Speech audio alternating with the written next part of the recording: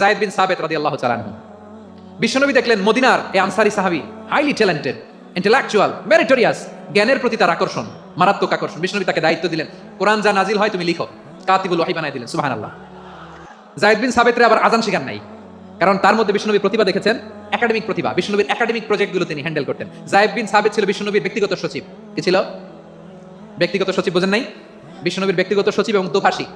ইহুদিরা কিছু লিখে দিলে এটার অর্থ বিশ্বনবীরে বুঝায় দিতেন, আবার ইহুদিদের কাছে কিছু লিখতে হলে তিনি লিখে দিতেন। বিশ্বনবী একদিন বললেন, ইন্নী ওয়াল্লাহি মা আমানু ইয়াহুদা আলা কিতাব। ইহুদিরা যে চিঠি পাঠায় অর্থ তো বুঝি না, আরেক ইহুদি আইনে অর্থ করা লাগে। আবার ইহুদিদের কাছে কিছু লিখে পাঠাইতে চাইলে আমরা তো লিখতে পারি না, ইহুদিরে দিয়ে লেখা লাগে। ওরা যে পয়রা শোনায় লিখে দেয়, আমি ওদের বিশ্বাস করি না। আমার নিজের একজন লোক দরকার। বিশ্বনবী এই যায়েদ বিন সাবিতকে চুজ করলেন ল্যাঙ্গুয়েজের জন্য। উনি বললেন, যায়েদ তোমার সফট স্কিলকে ডেভেলপ করতে হবে, তুমি হিব্রু ল্যাঙ্গুয়েজ শিখে ফেলো। যায়েদ বিন সাবিত বলল, বিশ্বনবীর মোটিভেশন আর ইন্সপিরেশন পেয়ে আমি 15 দিনে ইহুদিদের এই হিব্রু ল্যাঙ্গুয়েজ শিখে ফেললাম। শুধু শিখে ফেললাম না, হাত্তা হাদিকতু, even I became master in the language. এই ভাষা আমি পারদর্শী হয়ে গেলাম। এরপর ইহুদিরা চিঠি লিখে পাঠালে আর কোনো ইহুদি ডাকা লাগতো না, আমি নবীর এটার অর্থ শুনে পরে বুঝাই দিতাম। আবার ইহুদিদের কাছে চিঠি লেখা লাগলে আমি যায়েদ বিন সাবিত চিঠি লিখে দিতাম। সুবহানাল্লাহ।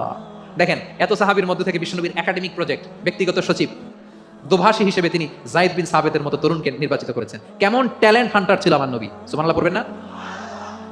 বিশ্বনবীর ইন্তেকালের পরে সাইয়েদনা আবু বকর রাদিয়াল্লাহু তাআলা আনহু যখন খলিফা হয়ে আসলেন, কোরআনকে সংকলনের দায়িত্ব দেয়া লাগবে, কোন সাহাবীকে দিবেন? সব সাহাবারা মিলে পরামর্শ করলেন। সাইয়েদনা আবু বকর, ওমর সবাই মিলে এই বিশাল কোরআন সংকলনের গুরু দায়িত্ব বিশ্বনবীর ব্যক্তিগত সচিব, বিশ্বনবীর দোভাষী, বিশ্বনবীর সিলেক্ট করাই লোক যায়েদ ইবনে সাবিত রাদিয়াল্লাহু তাআলা আনহুকে দিয়েছে। কোরআনের কপি তো আজকে এখানে রাখে নাই। এই যে আজকের যে কোরআন পড়েন, এটা আগে এরকম ছিল না। কোরআন নাজিল হলে সাহাবারা চামড়ার, ওটের চামড়ায় লিখে ফেলতো, ওটের চ্যাপ্টা হাড্ডির মধ্যে লিখে ফেলতো, গাছের গুড়ির মধ্যে লিখে ফেলতো, বিভিন্ন জনের কাছে ছড়ানো ছিটানো ছিল।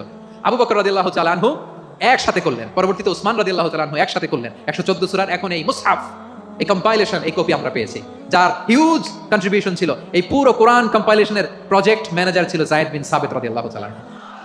কোরআন কম্পাইলেশনের প্রজেক্ট ম্যানেজার। দেখেন, উনারে মাথায় হাত দিয়ে আযান শিখায় নাই। সুবহানাল্লাহ কইবেন না?